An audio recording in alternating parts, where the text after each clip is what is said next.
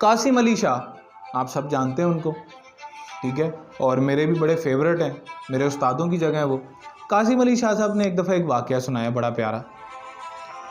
وہ کہتے ہیں ایک دفعہ نا ایک چھوٹا سا بچہ تھا، وہ ایک گاؤں میں رہتا تھا، اس گاؤں کا نام تھا غزالہ، غزالہ گاؤں میں وہ رہتا تھا۔ کون سے گاؤں میں؟ غزالہ گاؤں میں وہ رہتا تھا۔ تو اس کو نا پڑھنے کا بڑا شوق تھا اس بچے کو، لیکن وہاں پر کوئی استاد نہیں تھا۔ اس بچے کو پتہ چلا کہ قریب ہی جو کوئی رئیس رہتا ہے، کوئی امیر آدمی ہے، اس کے بچے کو نا ایک استاد پڑھانے آتا ہے اس کے بیٹے کو۔ تب رئیسوں کے بیٹے ہی پڑھتے تھے، بچے پڑھتے تھے، پڑھانے آتا ہے۔ یہ بچہ وہاں پر جا کے نا اس استاد کا منتظر رہا، انتظار کرنے لگ گیا استاد جی کا۔ تو استاد گھوڑے پر آئے اور یہ نا وہاں پر بیٹھ کر نا دیکھتے رہتے تھے۔ ایک دن نا اس استاد روک کے پوچھا کہ بیٹا کیا مسئلہ، تم یہاں روز میرا کیوں راہ دیکھتے رہتے؟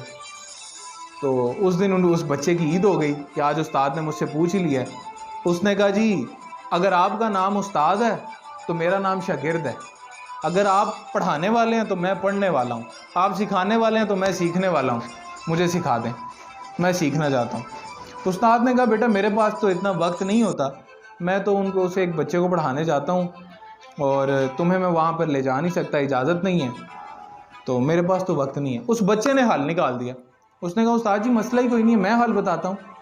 آپ جب یہاں سے پڑھا کر جائیں گے نا، آپ گھوڑے پر بیٹھیے گا، آپ چلتے جائیے گا گھوڑے پر آہستہ آہستہ، میں پیدل چلتا جاؤں گا، میرے کچھ سوال ہیں، میرے سوالوں کے جواب دیتے جائیے گا آپ، میں سوال کروں گا آپ جواب دیتے جائیے گا، میں بس، اور تو میں نے کیا پڑھنا ہے۔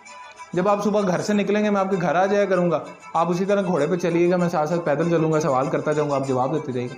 3 سال قاسم علی شاہ بتاتے ہیں 3 سال وہ بچہ اسی طرح چل کر نہ اس نے تعلیم حاصل کی۔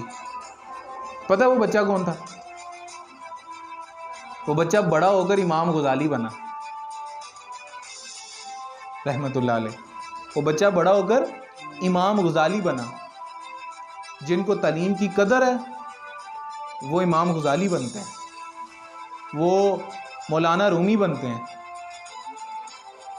آج ہمارے پاس ساری چیزیں اویلیبل ہیں، ہمارے پاس قلم ہے، کتاب ہے، لکھنے کے لیے سب کچھ ہے، پڑھنے کے لیے روشنی ہے، سیکھنے کے لیے استاد ہے، پیسے پے کرنے کے لیے، فیسیں پے کرنے کے لیے ماں باپ ہیں، لیکن ہم پھر بھی نہیں پڑھتے۔ کیوں؟ کیونکہ فری میں ملا ہوا ہے سارا کچھ، قدر نہیں ہے اس کی۔ یہ تو ان سے پوچھیے جن کو قدر ہے۔